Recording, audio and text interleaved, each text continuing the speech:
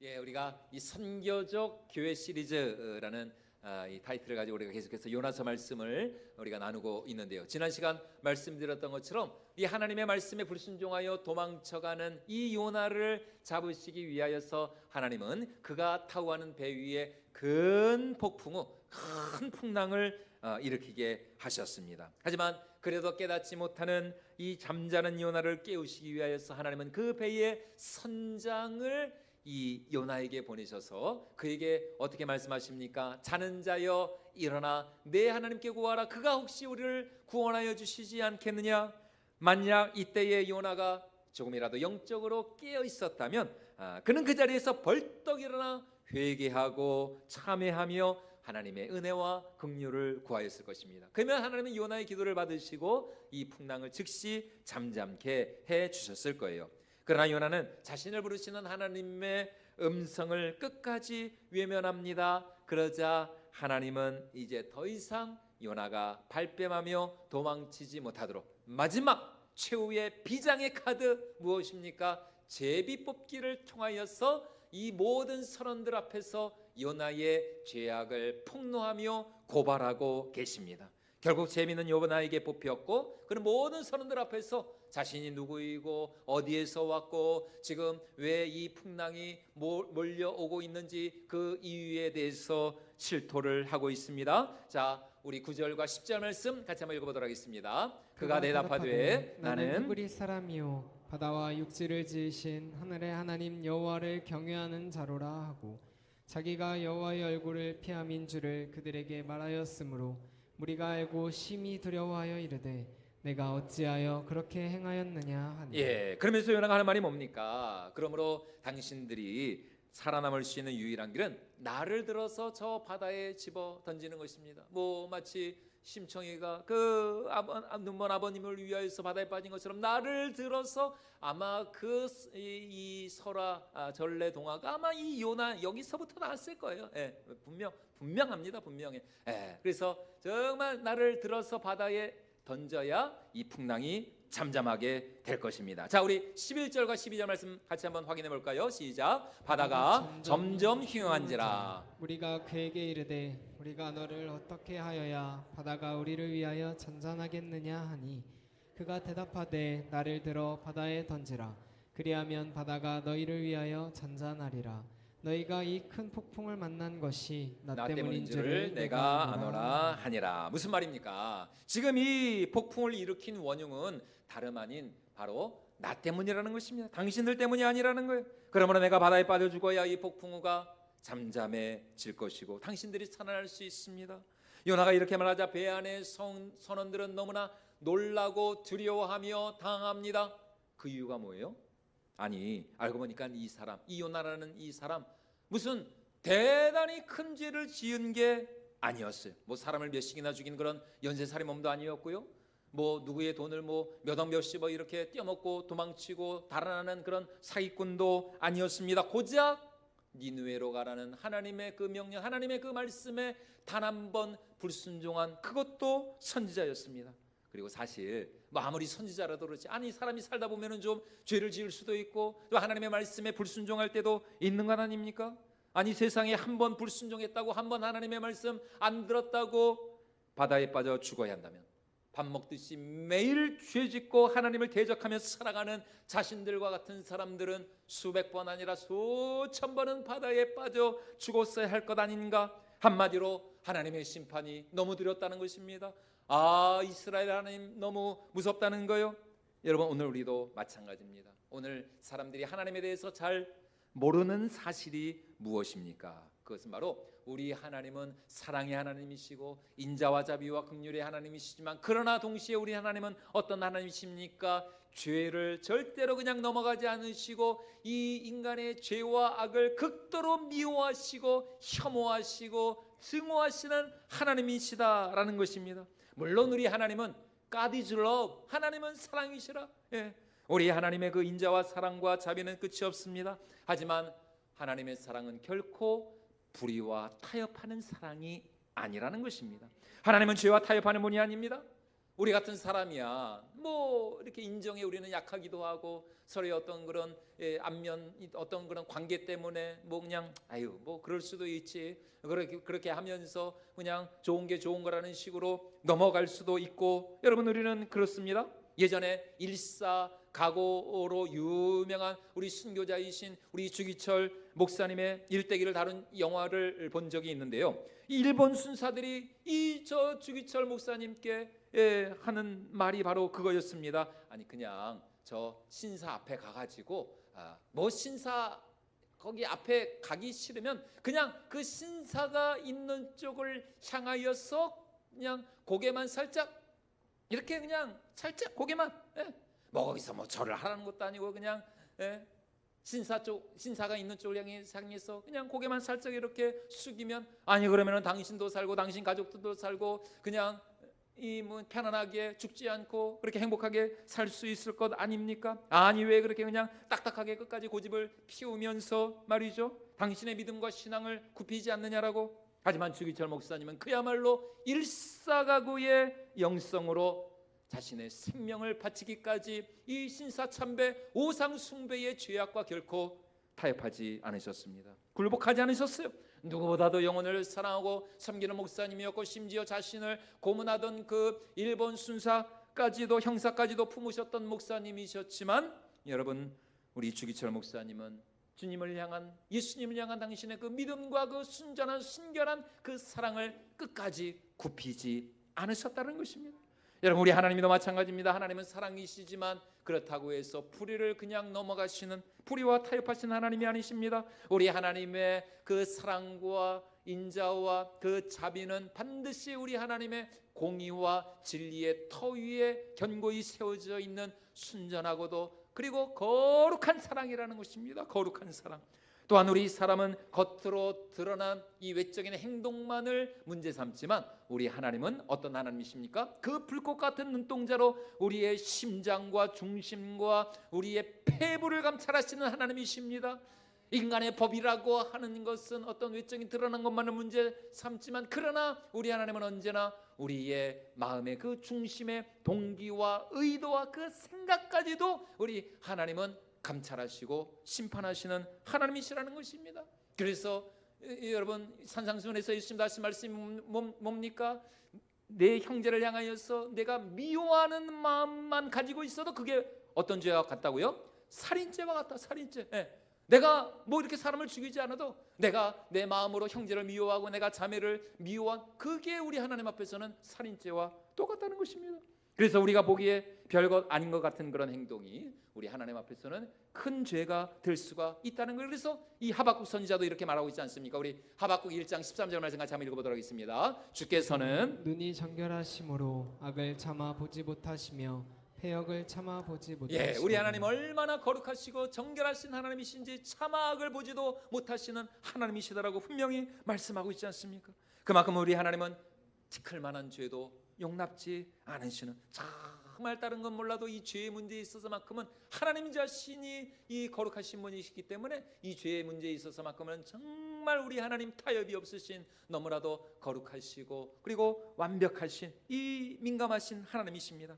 예전에 텔레비에서 이 반도체 공장에서 일하시는 분들의 모습을 본 적이 있습니다. 뭐 저야 뭐 잘 모르지만 이 반도체라고 하는 것이 아주 뭐 이게 예민하고 이게 민감해가지고 그 공장 내 그 작업 환경이 굉장히 이게 청결하고 아주 이게 깨끗해야 된다는 것입니다. 먼지 한 톨 없이. 그래서 거기에 들어가기 위해서는 거기서 이제 일하시는 분들이 이제 우주복 같은 그런 작업복을 머리부터 발까지 완전히 다 그냥 뒤집어 써야 되고 말이죠. 그래야 들어갈 수 있다는 것이요. 조금이라도 뭐 먼지가 묻거나 불결하거나 손이 더럽거나 또 작업복을 제대로 갖추어 입지 못한 분들은 뭐 그 회사 사장님이 아니라 회장님이라도 들어갈 수가 없다는 것입니다.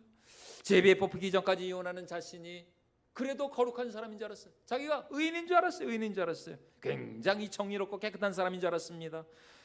다만 니느웨로 가라는 그 하나님의 말씀에 순종하기가 싫었어요. 왜냐하면 저 니느웨는 이스라엘의 원수거든요. 아니 왜 저 원수의 나라에 가서 대적의 나라에 가서 내가 하나님의 말씀을 전해야 되느냐. 그래서 하나님의 낯을 피하여서 니느웨가 아닌 타시스로 지금 도망을 치려 하고 있었습니다. 그러나 폭풍우를 만나고 제비에 뽑힌 순간 요나는 자신이 하나님 앞에 얼마나 참 내가 교만한 죄인이었던가 이것을 깨닫게 되었던 것입니다. 내가 정말 하나님을 경홀히 여겼구나. 내가 하나님을 참 무시하며 살았구나. 단 한 번의 불순종이었지만 그 한 번의 불순종이 엄위하시고 거룩하신 우리 하나님 앞에 얼마나 큰 죄였는지를 깨닫게 되었다는 것입니다. 그래서 이 일로 인해서 이제 나중에 이 요나가 그 물고기 뱃속에 들어가기까지 이 요나는 이번 사건을 통해서 살아계신 하나님을 생생하게 체험하고 경험을 하게 되었습니다. 오늘 우리도 마찬가지입니다. 여러분, 우리가 언제 하나님, 그냥 하나님이 아니라 우리가 언제 진짜 하나님을 만나게 될까요? 하나님 앞에 내 자신이 얼마나 참 죽을 수밖에 없는 죄인인가? 나의 죄라고 하는 것이 하나님의 아들 독생자의 그 십자가 죽음이 아니고서는 절대로 용서받을 수 없는 죄라는구나. 여러분, 이 사실을 우리가 깨달을 때야 진짜 진정한 하나님을 만날 수가 있다라는 것입니다. 예를 들어서 여러분, 우리가 언제 진짜 호랑이를 만날 수 있을까요? 여러분, 진짜 호랑이는 어디서 볼 수 있어요? 동물원? 뭐 텔레비에서 하는 그 TV 동물의 왕국 그림체 아닙니다. 여러분, 그런 호랑이들은 다 그냥 사람이 그냥 먹이 갖다 주고 사람이 길들여 놓고 발톱 다 그냥 깨끗하게 깎아 놓고 말이죠. 그런 호랑이들은 진짜 동물원의 호랑이는 진짜 호랑이가 아닙니다. 진짜 호랑이는 어디에서 만날 수 있어요? 저 태백산맥, 저 백두대간, 아니면 저 시베리아에서 나홀로 캄캄한 밤중에 한 걸음 한 걸음 길이 어디 있는가 막 이렇게 산속을 헤매고 있는데 갑자기 그 밤중에 내 눈앞에 나를 잡아먹으려고 이렇게 입을 그냥 벌리고 발톱을 그냥 확 세우고, 여러분, 그 호랑이가 진짜 호랑이지 동물원의 호랑이는 그 진짜 호랑이가 아닙니다. 그 진짜 호랑이를 만난 순간 여러분, 우리 머릿속에는, 여러분, 우리는 뭐밖에 생각이 안 날까요? 그 진짜 호랑이를 만나면은 무슨 생각밖에 안 들어요? 그렇죠. 죽었구나. 죽었구나. 죽었구나. 이제 죽었구나. 여러분, 진짜 호랑이를 만나면 그런 것입니다. 여러분, 언제 진짜 하나님을 만나셨습니까? 여러분은 언제 진짜 하나님을 만나셨어요? 제가 진짜 하나님을 만난 때는 언제였느냐?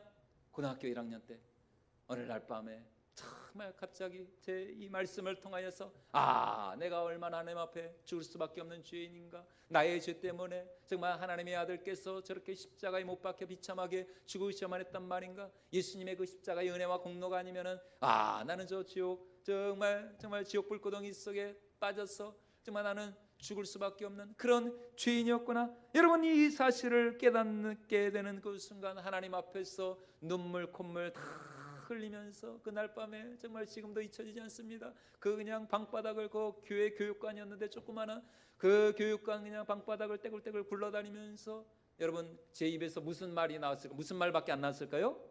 하나님, 하나님, 저는 죄인입니다. 하나님 살려주세요. 하나님 살려주세요. 아무 말이 안 나와요. 아무 말이. 그냥 살려주세요. 살려주세요. 너무 죽을 것 같으니까. 그 정말 어미하시고 거룩하신 그 하나님 앞에 정말 죽겠다. 나는 진짜 내 죄 때문에 나는 죽을 수밖에 없구나. 하나님 살려주세요. 살려주세요. 그 말밖에 안 났습니다. 마치 총 맞은 짐승처럼 울부짖으면서 하나님 앞에 제발 나를 살려달라고, 살려만 주시면, 그 예전에 무슨 영화 그 유명한 대사가 있었는데, 살려는 드릴게. 살려는 드릴게. 정말 하나님, 그렇습니다. 살려만 주시면 하나님 제가 무슨 일이든 다 하겠습니다. 저는 그때 정말 살아계신 하나님을 인격적으로 만났습니다. 요나 역시 진짜 하나님을 만난 순간 정말 하나님 앞에 내가 얼마나 참 교만한 죄인이었던가. 그리고 이 엄청난 폭풍우는 요나 자신이 희생 제물이 되어야만 멈추게 될 것임을 알게 되었습니다. 다시 말해, 이 폭풍우는 요나의 불순종으로 인한 하나님의 분명한 심판이었습니다. 그러므로 이 배에 탄 모든 사람들을 살리기 위해서는 어쩔 수 없습니다. 요나가 희생의 제물이 되어야만 했다는 것입니다. 그러면 하나님은 이 요나의 그 희생을 받으시고 그를 용서해 주시고 이 배를 구원해 주실 것입니다. 그리고 이것이야말로 바로 하나님을 진정으로 만난 사람들이 깨닫게 되는 두 번째 진리라는 것이에요. 첫 번째 진리는 뭐예요? 진짜 하나님을 만나게 되면 내가 하나님 앞에 죽을 수밖에 없는 죄인임을 알게 됩니다. 그리고 또 한 가지 어떤 사실을 깨닫게 되느냐, 그렇게 하나님 앞에 나가서 회개하고 용서 받은 나를 통하여서 이제 하나님은 여전히 주님을 모르고 죽어가는 더 많은 영혼들이 생명의 주님 앞으로 나와 구원에 이르기를 원하신다는 것입니다. 그 구원의 통로로 하나님은 누구를 쓰시길 원하시느냐? 나를 쓰시기 원하신다. 예, 여러분, 왜 요나인가? 요나입니다. 요나. 예, 요나를 쓰시게. 예, 요나를. 그러므로 진정으로 하나님을 만난 사람, 하나님의 은혜와 용서와 사랑과 구원을 체험한 사람은 어떤 사람입니까? 반드시 그 심령 가운데 다른 사람에 대한 이 구령의 열정, 다른 사람들을 정말 구원하고 살리고 주님께로 인도하기 위해서 헌신하는 사람입니다. 왜냐하면 하나님은 용서받고 구원받은 우리가 이제 더 이상 우리 자신을 위하여 살지 않고 우리를 위해 죽으셨다가 다시 사신 예수 그리스도를 위하여 살기를 원하시는 하나님이시기 때문입니다. 자, 우리 고린도후서 5장 15절 말씀 우리 같이 한번 읽어보도록 하겠습니다. 그가 모든 사람을 대신하여 죽으심은 살아있는 자들로 하여금 다시는 그들의 자신을 위하여 살지 않고 오직 그들을 대신하여 죽었다가 다시 살아나신 이를 위하여 살게 하려. 예, 이제 하나님이 우리에게 원하시는 게 무엇이라고요? 우리 자신을 위하여 더 이상 사는 것이 아니라 우리를 위하여 죽었다가 다시 살아나신 예수 그리스도, 그분을 위하여 살도록, 여러분, 이것이 우리를 향한 하나님의 비전이고 하나님의 꿈이라는 것입니다. 여러분, 저도 원래 목사가 될 마음이 있었다고요, 없었다고요?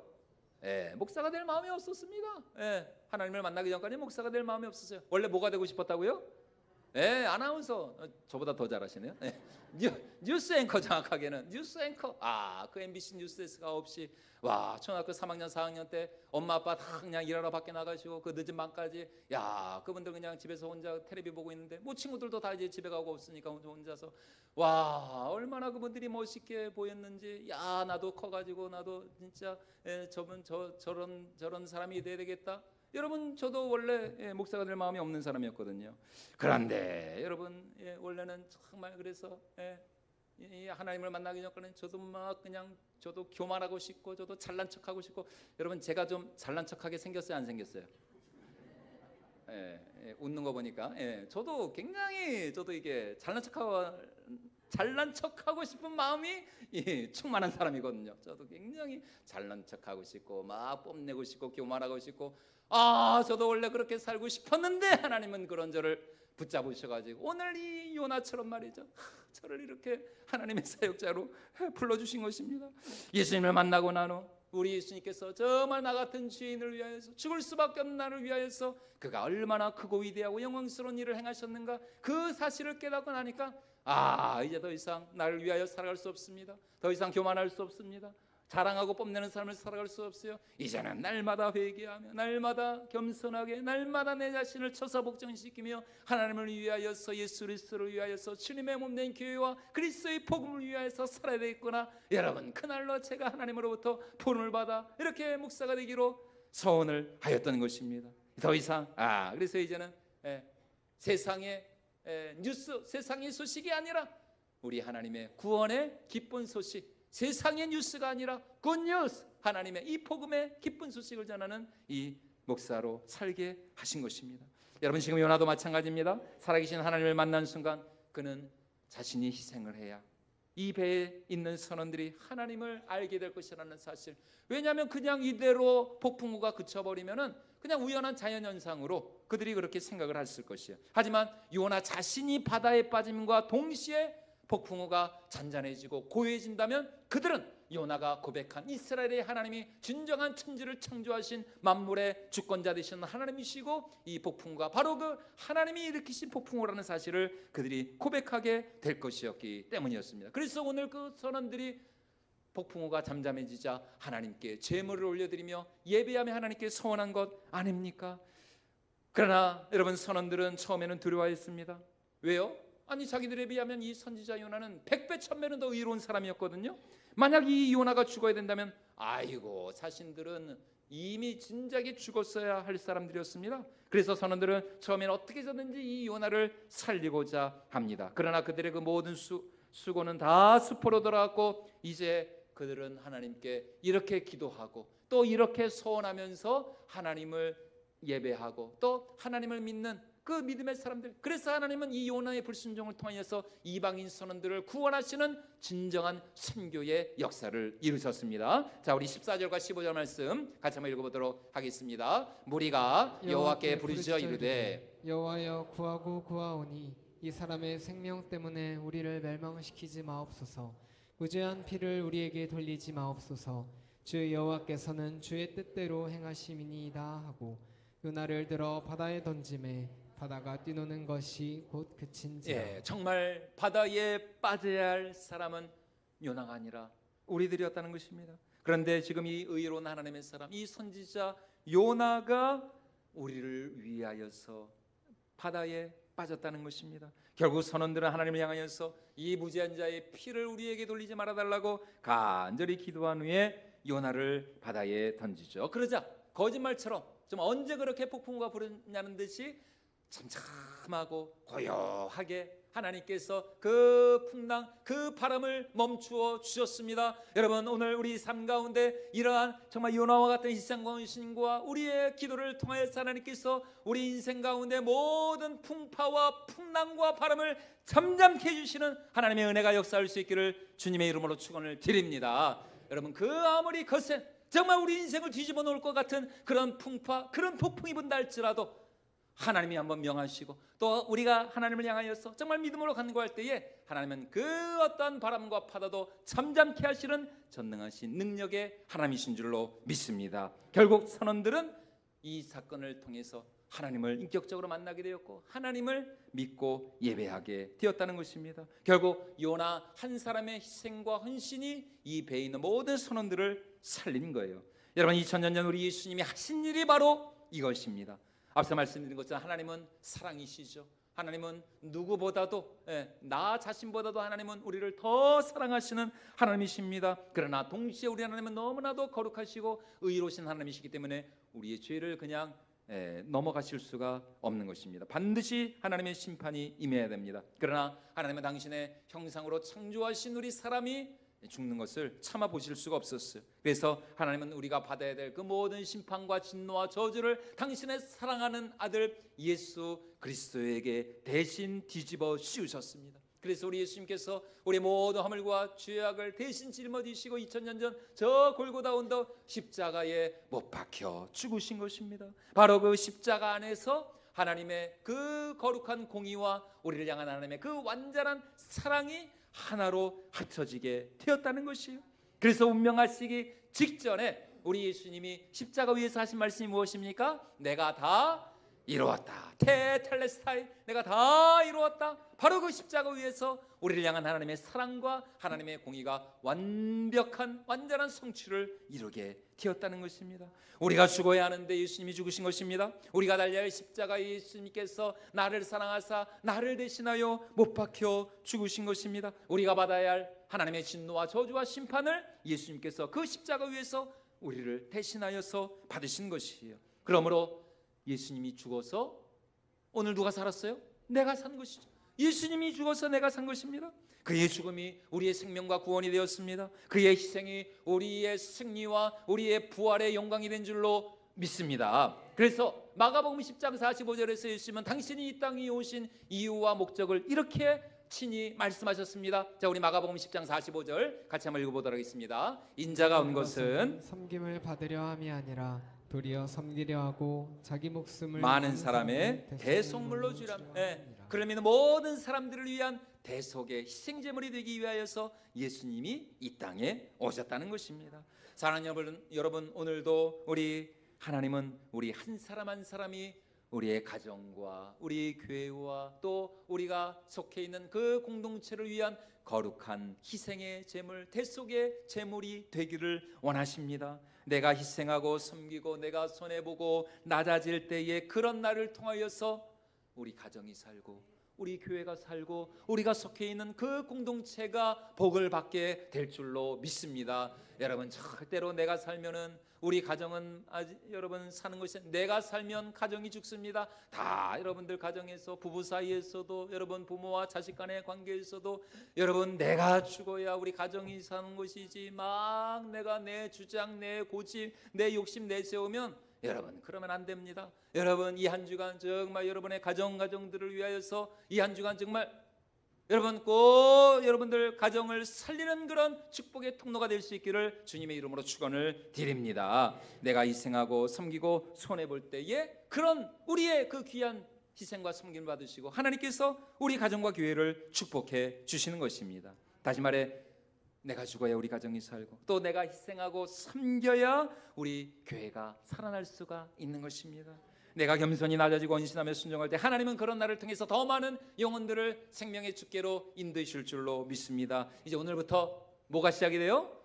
후반기 이제 새생명 전도 축제가 오늘부터 시작이 됩니다. 한 영혼을 누구에게로? 주께로. 여러분 저기 프랭카드 보이시죠? 한 영혼을 주께로. 정말 우리 한 사람 한 사람의 섬김과 사랑과 수고를 통해서 더 많은 영혼들이 주님 앞으로 인도될 줄로 믿습니다. 그 영혼을 위하여서 여러분 나의 시간과 물질, 나의 정성을 쏟아야 됩니다. 그 사람을 사랑하고 섬기며 주께로 인도하기 위해서는 때로는 내 자존심을 꺾어야 되고 내 성질, 내 체면까지도 다 죽여야 되는 것입니다. 내가 살아있으면 절대로 영혼을 살릴 수가 없어요.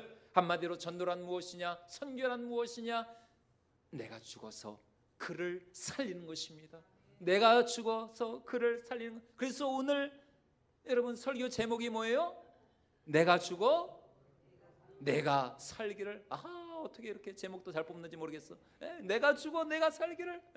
여러분 내가 죽어야 그를 살릴 수 있는 것입니다. 그러므로 여러분 이제 모두 우리 예수님처럼 그리고 선지자 요나와 같이 내가 죽어서 하나님의 나라를 살리고 또 이 죽어가는 이 세상을 살릴 수 있는 그런 거룩한 구원의 통로, 생명의 통로, 축복의 통로로 아름답게 쓰임받을 수 있는 저와 여러분들이 모두가 될 수 있기를 주님의 이름으로 축원을 드립니다. 그런 우리에게 우리 하나님의 더 한량없는 은혜와 또 평강과 축복이 가득 넘쳐나게 될 줄로 믿습니다.